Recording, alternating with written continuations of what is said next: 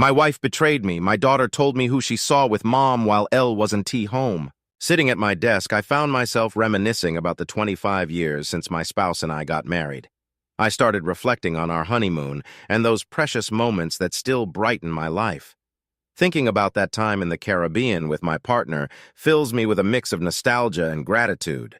It was a magical chapter I'll always cherish.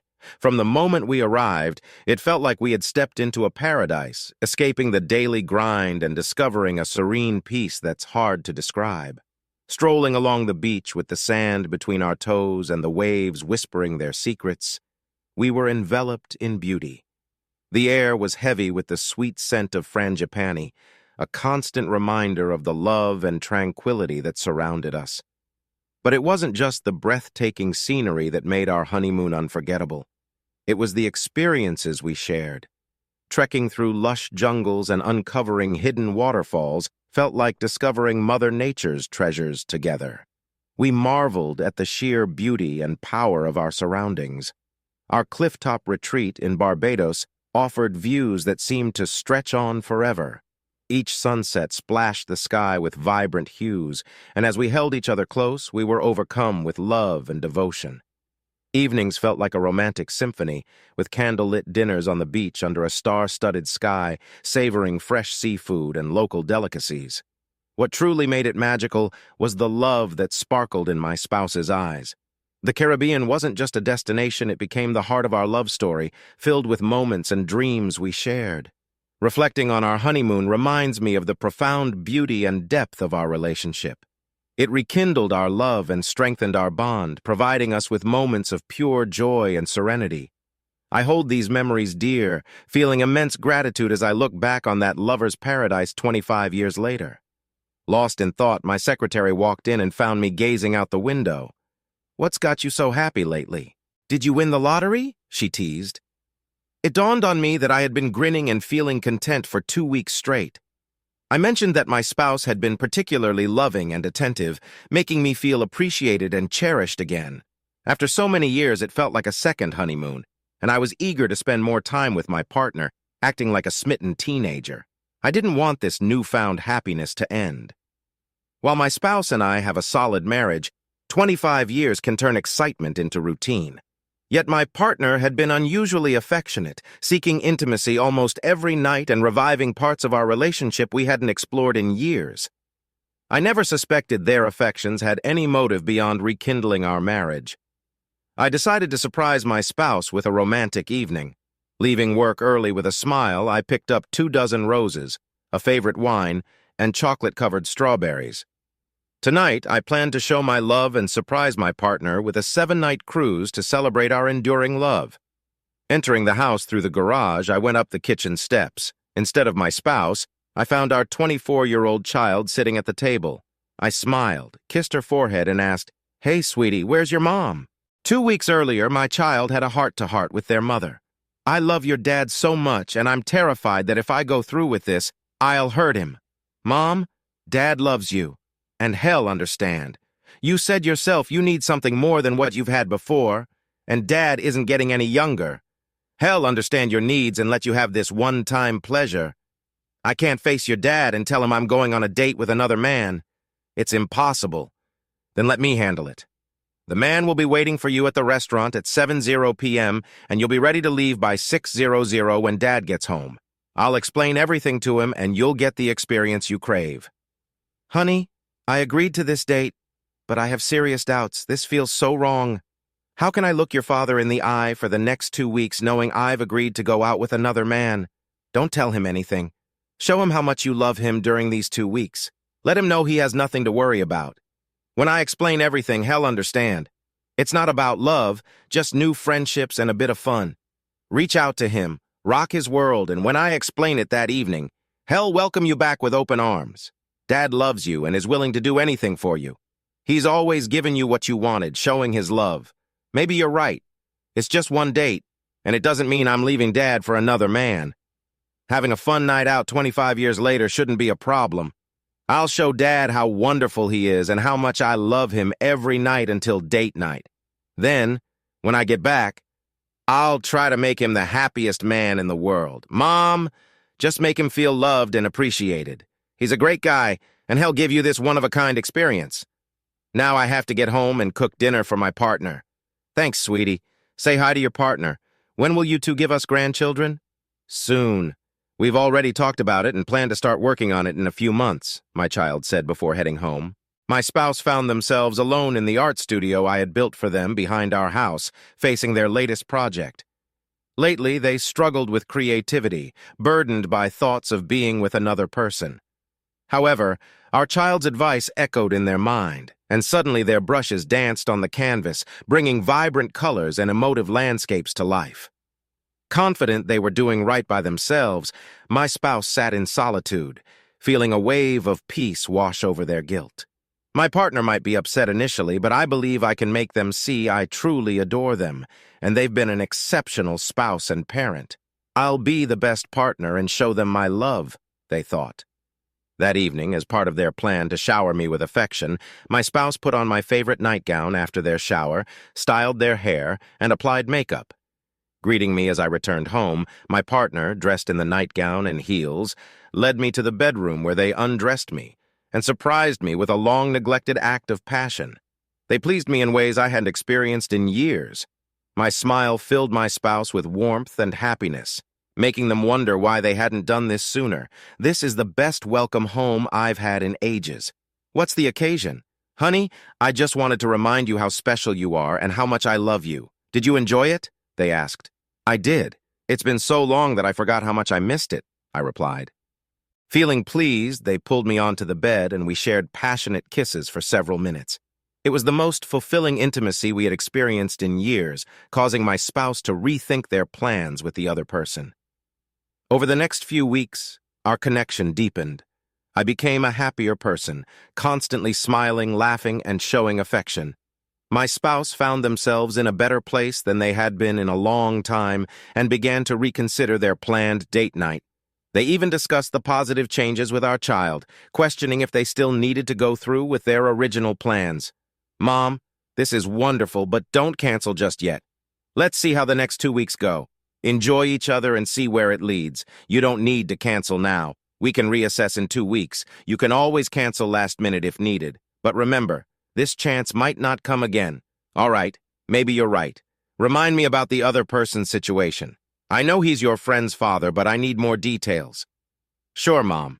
When his spouse was diagnosed with an inoperable brain tumor, he took time off work to care for her until she passed. She was the love of his life, and after her death, he was devastated. He became withdrawn and focused only on work.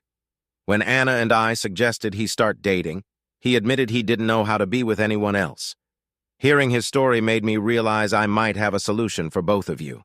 My child went on to explain the other person's deep admiration for their mother and his desire for companionship. They described their conversation and his eagerness to meet my spouse. Mom, he thinks you're wonderful and would love to spend time with you.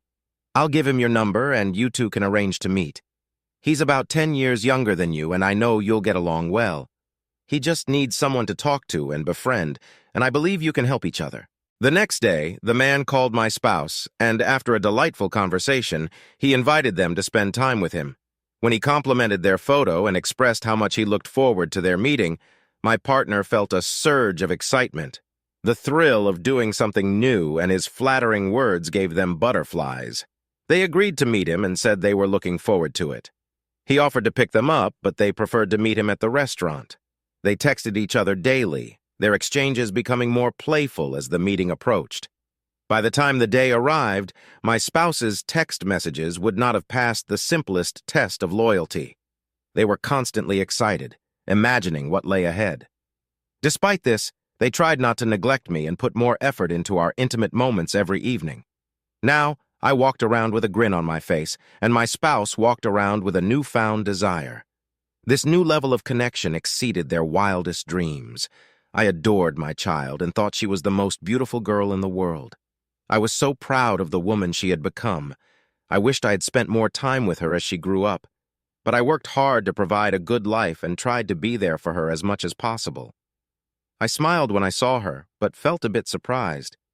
Sweetheart, what are you doing here and where's your mom? I asked as I set down the 24 roses, a bottle of wine, and a box of chocolates. I've got a special surprise for your mom tonight and can't wait to see her, I said, reaching into my jacket pocket to pull out travel plans and tickets for a 7-day cruise. I'm taking your mom away on a 7-day cruise, and I can't wait to see the look on her face when she finds out. Don't say anything when she gets home. I want to surprise her. Hearing her call me Daddy always made me smile, reminding me of when she was a little girl sitting on my lap. But something seemed off. Tears welled in her eyes, and she was out of breath, clearly worried about what she had to tell me. "Dad, we need to talk," she said, a tear sliding down her cheek. Concern flashed across my face. "What's wrong? Is something the matter with Mom?" "No, Mom's fine. Please sit down and let me explain," she replied. After a pause, she spoke again. "Dad, you know how much Mom loves you, and she told me how great things have been between you two lately. Yes, and I love her too. That's why I want to show her how much she means to me." Seeing her tears, I realized her news wasn't what I expected. "I'm really sorry, Daddy, but Mom went out with another man." I sat in stunned silence, trying to process her words.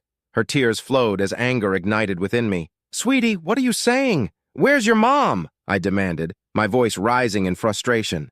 "Mom loves you very much, Daddy, and I hope you won't take this the wrong way, but Mom went out with another man and won't be back until tomorrow. She couldn't tell you herself, so I volunteered to break it to you because she didn't want to hurt you. It's just one night and she'll be back tomorrow. Is this some kind of joke? I can't believe this. Your mother would never betray me like this. We were so close and loving. This can't be real. Dad, she loves you. She just needed something different in her life at least once after 25 years of marriage. Nothing's changing between you two except she might love you even more for understanding." I stared at my daughter.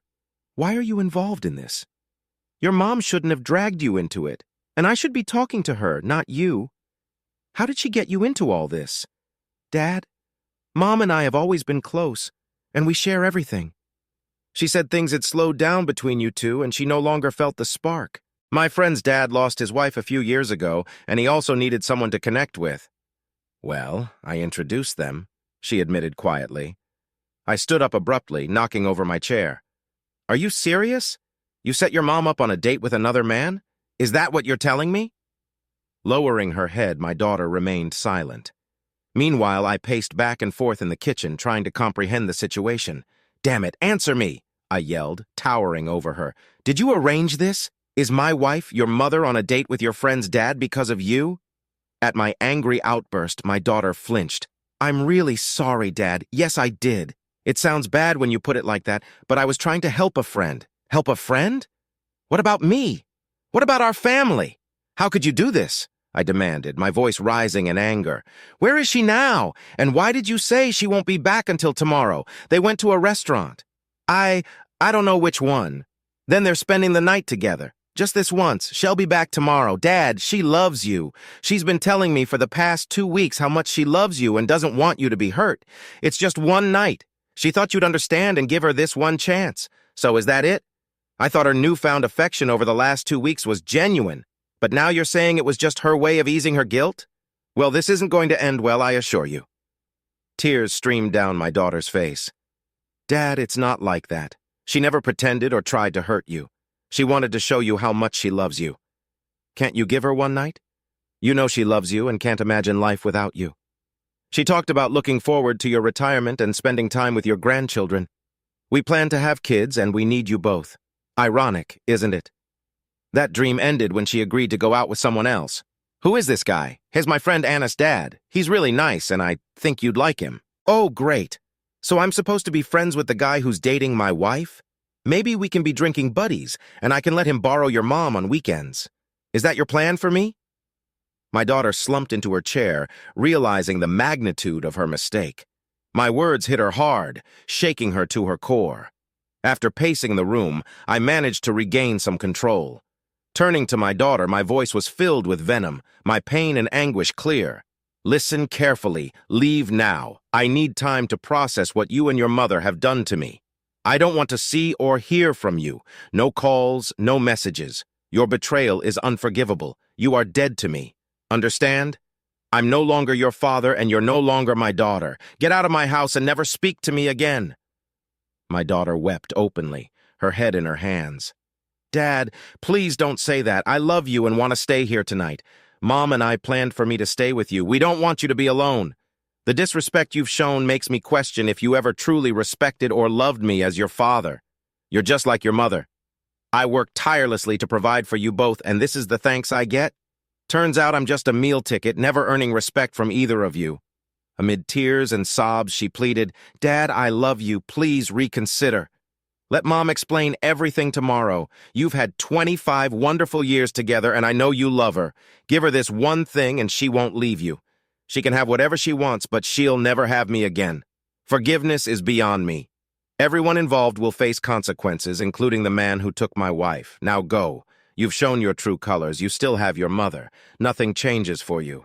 You're no longer my daughter. Leave." With tears streaming down her face, she fled the house in agony, experiencing a pain she had never known. She never imagined her father's reaction would be so severe. Had he truly disowned her? For the first time, she realized she might have crossed a line in helping her mom with this plan.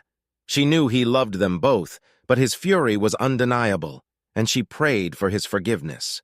Right after my daughter left, I dialed my spouse's cell, but it went straight to voicemail. I left multiple messages pleading for them to call back and come home. When my calls went unanswered, even after a few drinks, I resorted to texting the same plea. Still, no response. By 2 a.m., it dawned on me they weren't coming back or answering my calls. Exhausted from self-pity, I stared blankly at the TV, bombarded with more bleak news. My world had turned into a nightmare. Reflecting on our 25-year marriage, the highs, the lows, the milestones, and the once frequent intimacy now replaced by routine, I felt a deep sense of loss. Though our sex life had become predictable, there were no complaints post-coitus. We always embraced, drifting off in each other's arms. Daily we exchanged "I love you" and rarely argued, yet now it seemed those words held little significance. Peering out at the art studio I built for my spouse, a sanctuary where they poured their creativity for 2 decades, I realized it held more importance to them than I did. Though proud of their achievements, I felt sidelined, but their happiness mattered most to me. The talk with my daughter hit me like a ton of bricks. Learning my spouse wanted to be with another person blindsided me no warning at all. Despite years of hard work to support my family, I failed to notice they weren't happy with our marriage. It stung to know they shared this with our child instead of talking to me, fueling my anger and humiliation. Reflecting on my life, home, and future, I remembered the house and property I inherited from my grandfather, solely in my name before our marriage with no mortgage. It made me think. Fueled by alcohol and fury, I plotted ways to hurt my spouse like they hurt me. Staring out at their studio, a surge of strength washed over me, perhaps from alcohol or the pain of betrayal. With renewed vigor, I sprang into action. I made countless trips to our bedroom, gathering all of their belongings and relocating them to the studio: shoes, clothes, jewelry, all piled in the center. I then gathered photo albums, including our wedding pictures, placing them on top of the heap. Remembering items in the attic, I went to retrieve them. I retrieved their wedding dress, baby clothes, and more, adding to the growing pile. It amazed me how much they had accumulated over the years. I took down their pictures from the walls and tossed them onto the heap sculptures, sketches, all their cherished possessions now part of the ever-expanding mound.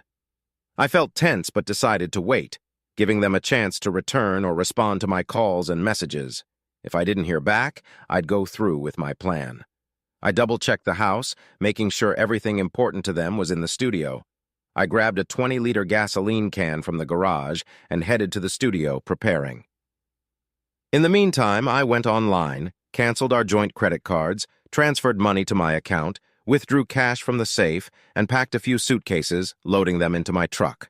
I planned to stay away until the lawyer sorted things out. Giving them another 5 minutes to return, with my last hope fading, I poured gasoline over the pile and along the studio walls. After a deep breath and brief hesitation, I lit a match, igniting their belongings. The fire spread fast, visible from the street. Before I could escape, their world was engulfed in flames. Driving along the highway, a profound realization hit me, accentuated by my distraught state.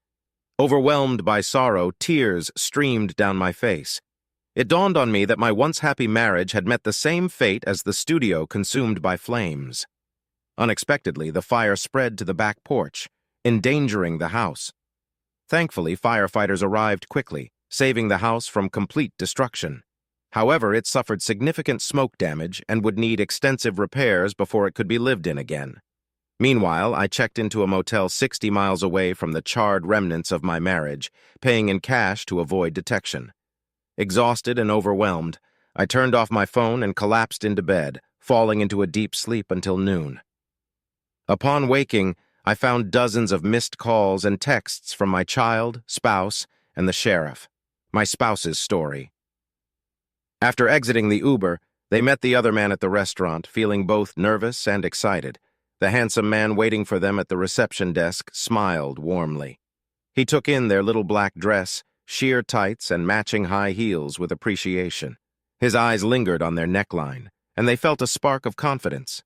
Earlier in the day, they had spent hours at the salon, making sure their hair and makeup were perfect. They wanted this occasion to be thrilling, unforgettable, and flawless. Seeing his reaction made them feel more assured. They greeted him with a gentle kiss, and they headed to the bar. Sitting on bar stools when they stood up, they noticed his gaze trailing their nylon-covered legs. They exchanged smiles as he ordered their drinks. My spouse decided to switch off their phone to avoid interruptions, aware that this night was a one-time event and determined to savor every moment. There was undeniable chemistry between them. They conversed like old friends, and my partner found themselves touching his arm and flirting in ways they seldom did with anyone, including me. They were set on embracing their inner confidence and enjoying the experience. After finishing their second drink, the hostess informed them that their table was ready and escorted them to their seats. The dinner was delightful, and they enjoyed their conversation and time together. When he asked if they still wanted to spend the night with him, they teasingly placed their foot between his legs. His smile widened, and he suggested they leave. Holding hands, he led them to his pre-booked hotel room. As the elevator doors opened on the 14th floor, the reality of what they were about to do hit my spouse, and fleeting thoughts of me crossed their mind.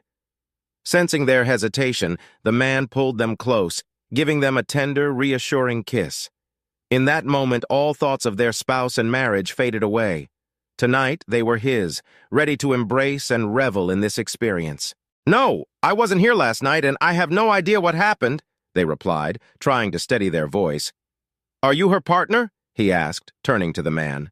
"No, just a friend," the man said, feeling embarrassed. They could sense the sergeant's suspicion. "Where is your spouse?" "I don't know. They're not answering their phone," they said, their voice trembling.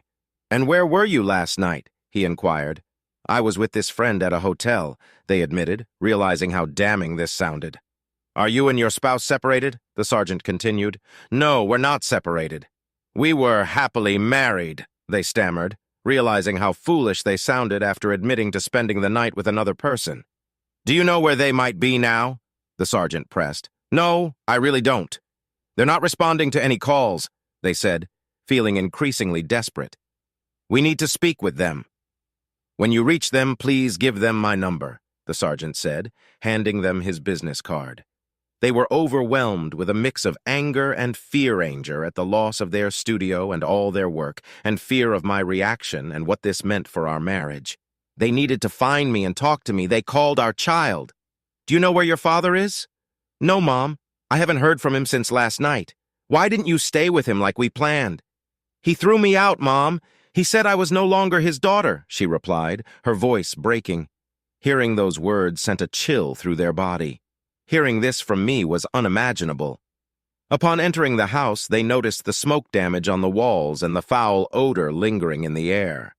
Living here was impossible in its current state. As they moved through the house, they decided to gather clothes and personal items for a few days. However, when they entered the bedroom, they were shocked to find everything gone. Panic surged through them as they realized that all their clothes, shoes, and personal belongings were missing. They checked their nightstand for their wedding rings, only to find them absent. Why had they left their rings behind? If I saw them, I might think they had abandoned me and our marriage. How foolish and selfish of them. In a state of panic, they frantically searched every room, only to find everything of theirs was gone. A dreadful thought crossed their mind. Had I truly destroyed everything? Was there nothing left? Rushing out of the house, they returned to the studio to examine the remnants. Among the debris, they spotted picture frames and partially destroyed clothing. It was clear I had not just accepted their absence, but had obliterated everything important to them, cutting them out of my life. They called our child in tears, recounting what had happened and expressing their need for a place to stay. The man quickly offered them a place to stay, but he was the last person they wanted to see. Politely, they declined, explaining that they needed to be alone and asked him to leave. Hurt by their abruptness, he left, leaving them to regret their actions and the person they had spent the night with. Though they knew they were at fault, they couldn't help but blame him for their selfish betrayal, even though the true blame lay with them. "I think I've lost your father," they said, sobbing. "Mom, don't say that. Dad loves you. Honey, he burned everything, my clothes, paintings, and studio, everything. He left me with nothing, not even a place to live. He's ignoring my calls. I've hurt him the most, and I don't blame him. What I did is unforgivable. I should have talked to him instead of going on that date. We could have worked things out, but my selfishness drove him away. If I were him, I wouldn't take me back. What do I do now? I have no home, no clothes. Mom, don't blame yourself. I share some of the blame, too. You can stay with us until your house is repaired." Tears streamed down their face as they realized the full extent of the damage they had caused. "We'll get you new clothes this afternoon and make sure you're settled by evening. It's not just clothes. All my artworks, paintings, and sculptures are gone. 25 years of marriage and 2 decades of my artistic creations all destroyed. I feel utterly alone. I have nothing left." They sobbed openly, drawing glances from the neighbors. "Oh God, your father is calling." "I'll call you back," they said, fumbling to answer the call, their hands shaking as they nearly dropped the phone, finally managing to connect. "Is that you? Hi, how are you? Where are you? Please come home. We need to talk." "No, I know everything from our child. Yes, your child, not mine. You both are dead to me, and this might be our final conversation. Please don't say that. I love you. You should know this. The studio is gone. Did you do this? It wasn't me. You did this with your deceit and betrayal. When I saw your wedding rings discarded and knew you were with another person in my heart, you died. Your actions are unforgivable, and our child's involvement is beyond comprehension. We're finished. I'll meet with lawyers on Monday to start the divorce proceedings. Please, can't we talk? Talk and resolve this? You can't just discard our 25 years together. We are talking, and I'm not the one who discarded our 25 years. You did with your planned betrayal and deceit. There's no person on this earth who could accept or forgive such treachery. This is our last conversation. You can reach me through my attorney's details, which will come with the divorce papers. Goodbye. No, wait. But I was gone. Their world had crumbled. Our child arrived just as they ended the call with me. We embraced each other, crying over our loss. We realized we couldn't stay in the wreckage of my home while the fire and police conducted their investigation, so we headed to my child's house. Upon arrival, she briefed her partner on everything, shocking them with the details. They tried to explain it all, but when their partner discovered they had arranged a date for their friend's father with their own parent, they were appalled and furious. You set up a date for your mom with another man, knowing Dad would be left alone? How could you not realize he'd never accept that? What kind of partner lets their spouse go on a date with someone else?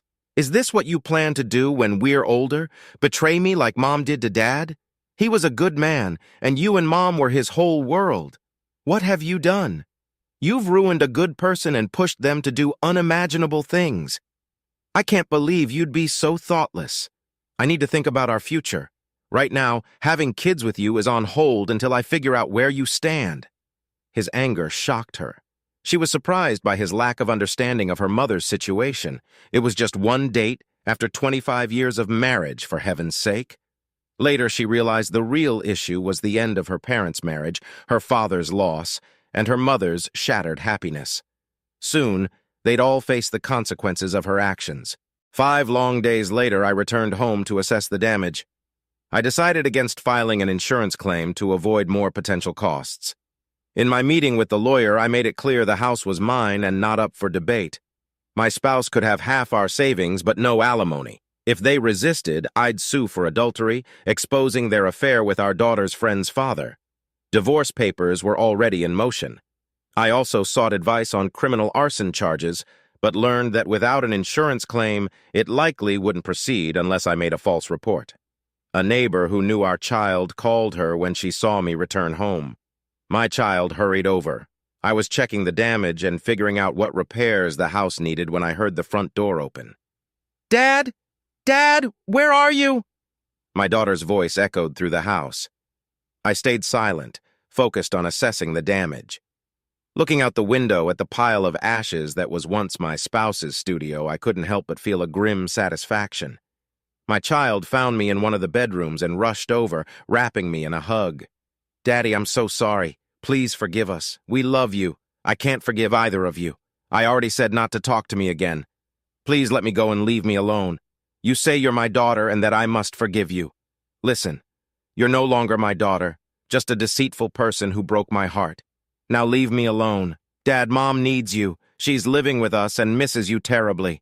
She cries all the time and wants to apologize for her mistake. Can you come to our house and see her?" "Never. When she went on that date and stayed with another man, our marriage ended.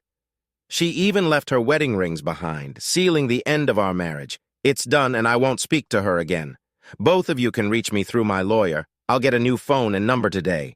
But for now, you should go and be with your cheating parent. Are you really willing to throw away 25 years of happiness with Mom?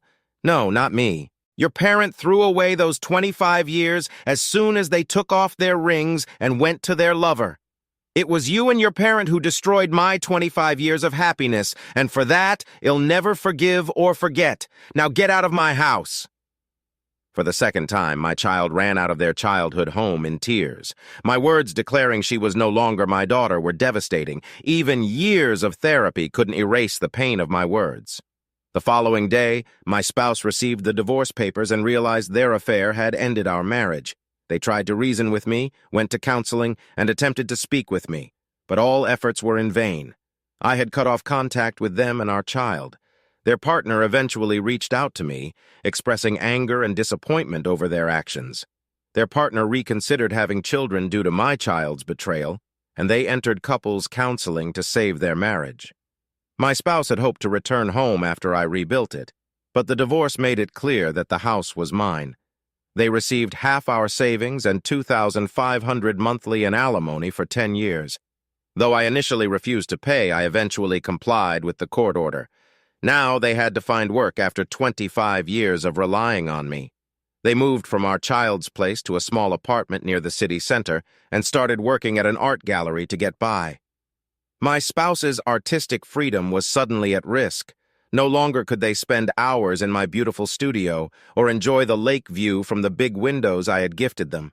Work now consumed them, leaving little time to reclaim their old life. All their free time vanished, along with the luxury and marital bliss all for one reckless night with another man. They would never have enough tears to erase the hurt caused by that one mistake. I, their ex-partner, would never speak to them again. Hearing that I had disowned our daughter shattered her heart, and she sank into depression over our split. To save her own marriage now falling apart, she sought help from a therapist. Months later, the house was repaired. I kept up with court-ordered payments and then sold the house. After the sale, my spouse tried to reconcile, only to find a young couple at the door. "Hello, can we help you?" the woman asked. "I'm looking for the previous owner. Are they here?" "No, they sold us this house and moved on. They were very kind. Are you their ex-partner?" "Yes, that's me. Did they leave anything for me?" "They did." "They left an envelope for you," the woman said, handing it over. "Thank you. Enjoy your new home," my spouse said, tears streaming as they realized they would never see me again. Back in their lonely apartment, they opened the letter with trembling hands. The letter read, "25 years, and I once believed I couldn't be the partner you needed. Clearly what you needed was a circus, not a partner. Your antics have shown me that you wanted more. Congratulations on finding it outside our marriage. Those 2 weeks you pretended to be the loving partner again should have known it was just the calm before the storm, a prelude to your grand betrayal. I was planning a special night for us while you were out with someone else. You didn't just break us, you obliterated us. I've done us both a favor and disappeared. Don't try to find me. I'm starting over in a place where your face and our child's don't exist. Consider our home another casualty of your selfishness. I sold it, and maybe the new owners can rid it of the stench of betrayal. You want closure? Consider this letter it. Here's to your new beginnings. May they be as fleeting as your loyalty. Farewell, from the person who once loved you.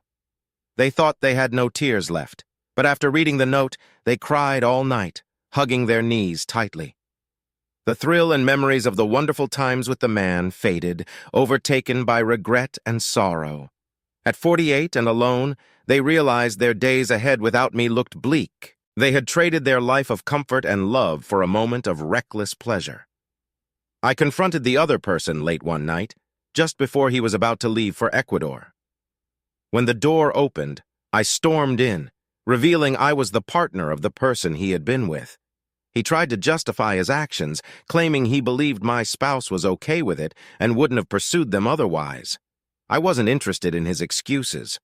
Months of pent-up anger and pain exploded. The encounter was brief. I used a crowbar, and within seconds, his life was drastically changed. Before leaving for the airport, I left him with a warning about the dangers of getting involved with a married person. By the time he got to the emergency room and reported the assault, I was already settling into my beachfront apartment in Ecuador. Detectives learned 2 weeks later that I had left the country and realized they couldn't pursue me unless I returned. Even if they located me, Ecuador doesn't extradite for assault charges. He endured a painful recovery with weeks in the hospital and months of physical therapy. The 20 stitches across his face would always remind him of that night. Unsure of his future, he knew his old life was over because of the 2 women who persuaded him to steal another person's spouse. He never contacted my spouse or child again.